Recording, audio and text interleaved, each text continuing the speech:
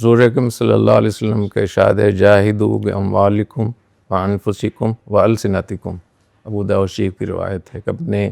مال سے بھی جہاد کرو، اپنی جان سے بھی جہاد کرو، اور اپنی زبان سے بھی جہاد کرو۔ تو جو عام لوگ ہیں وہ اپنے مال کو خرچ کرنے میں اپنے لیے بہت بڑی سعادت سمجھیں کہ یہ وہ جنگ ہے، یہ وہ غزوہ ہے جس کی نبی کریم صلی اللہ علیہ وسلم نے وعدہ لیا تھا اور جس کے بارے میں بشارت دی تھی کہ یہ لوگ جس میں حصہ لیں گے اللہ تعالیٰ ان کو جہنم سے آزاد کریں گے۔ تو جہاد مال کے ساتھ بھی ہوتا ہے، تو جب بھی جنگ ہوتی ہے تو اس وقت میں جنگ کے لیے مال کی، وسائل کی، اور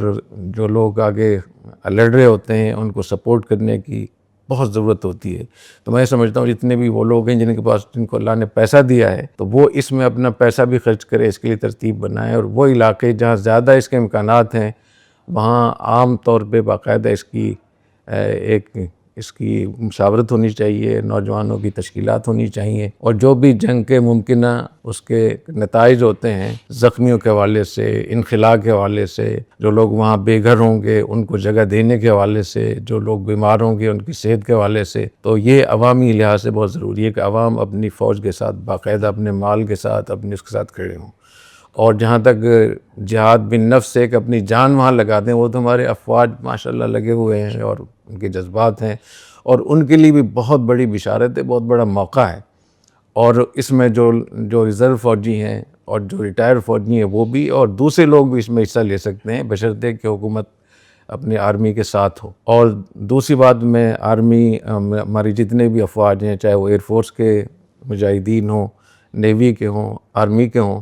تو میں ان سے یہ بھی درخواست کروں گا کہ حضور اکرم صلی اللہ علیہ وسلم کی سنت سے اور جہاد کی سنن میں سے یہ بھی ہے کہ جب بھی جہاد کا اور جنگ کا موقع ہو تو اپنے اس عزم کو، اس کی تجدید نو کرنی چاہیے۔ حضور اکرم صلی اللہ علیہ وسلم کے ہاتھ پہ جو بیعت ہوتی تھی تو اس میں ایک بیعت الجہاد بھی تھی جو بیعت رضوان میں بھی ہوئی، اور بہت سارے مواقع میں تو بیعت الموت بھی اس کو کہتے ہیں کہ ہم مر جائیں گے، پیچھے نہیں ہٹیں گے۔ بیعت الصبر بھی کہتے ہیں کہ استقامت، ہم ڈٹے رہیں گے، اور بیع علی اللہ یفروا یہ نام بھی ہے اس کا، اور بیعت الجہاد بھی ہے۔ تو 4 نام احادیث میں آتے ہیں۔ تو اس موقع پہ اپنے کمانڈر کے ہاتھ پہ بیعت کرنا، یا اپنے عزم کا اظہار کرنا، یا آرمی چیف کے ہاتھ پہ بیعت کرنا، اپنے عزم کا اظہار کرنا، یہ اس جہاد کی حیثیت کو اور اس جذبے کو بہت دوبالا کر دے گا۔ تو میں اس موقع پہ اپنی افواج سے اور ان کے جتنے بھی کمانڈر ہیں ان سے میں کہوں گا کہ اس موقع پہ دوبارہ سے، چونکہ فوج میں جتنے بھی لوگ ہوتے ہیں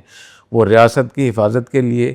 اور بیعت الموت ویسے ہی کرتے ہیں، لیکن جب جنگ کا موقع ہو تو اس وقت میں اس عزم کا اظہار، اس میں تازہ خون پیدا ہو جاتا ہے، تازہ روحانیت پیدا ہو جاتی ہے، جذبہ پیدا ہو جاتا ہے۔ تو اس موقع میں ہماری افواج جو ہیں ان کو بھی اس کا اہتمام کرنا چاہیے۔ اور تیسری چیز ہے جہاد باللسان، زبان سے جہاد کرنا۔ اور میں سمجھتا ہوں کہ یہ علماء کرام اور جتنے لوگ بھی سوشل میڈیا پہ جن کے پاس کوئی بات ہے بات کرنے کی، کہیں وہ خطبہ دیتے ہیں، جمعہ پڑھاتے ہیں، یا ان کے پاس چینل ہیں، اخبارات ہیں یا سوشل میڈیا ہے، وہ اس موقع میں جہاد باللسان کریں۔ اور جہاد باللسان کا مطلب کیا ہے کہ افواج کی حوصلہ افزائی کریں، ان کو سپورٹ کریں، اور ان کے لیے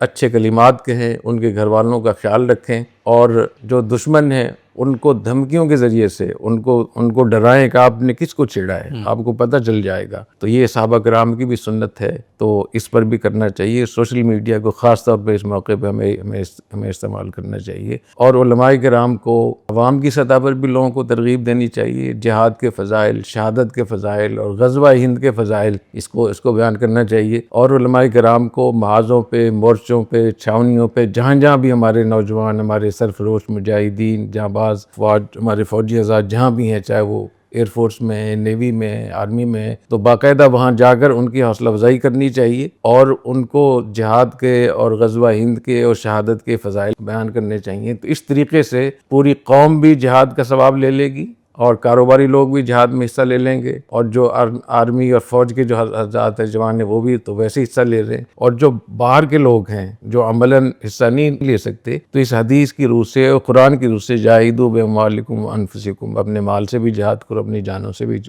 جہاد کرو، تو اپنے میڈیا کے ذریعے سے بھی ہونا چاہیے، اور علماء کرام منبر و محراب کو خاص طور پہ اس کے لیے استعمال کریں۔ اس سے قوم میں وحدت بھی پیدا ہوگی، ہمارا ملک مضبوط ہوگا، اور جتنی منصوبہ بندی کی گئی ہے اس وقت پاکستان کو آپس میں لڑانے کے لیے، پاکستان کی معیشت کو نقصان پہنچانے کے لیے، پاکستان کے بعد جو مواقع بھی آئے ہیں 2-3 مہینوں میں اقتصادی حوالے سے اپنے آپ کو بہتر کرنے، ترقی کے لیے، ان سب کی اس میں حفاظت بھی ہوگی، اور دشمن کے بھی ہم دانت کھٹے کر سکیں گے انشاءاللہ۔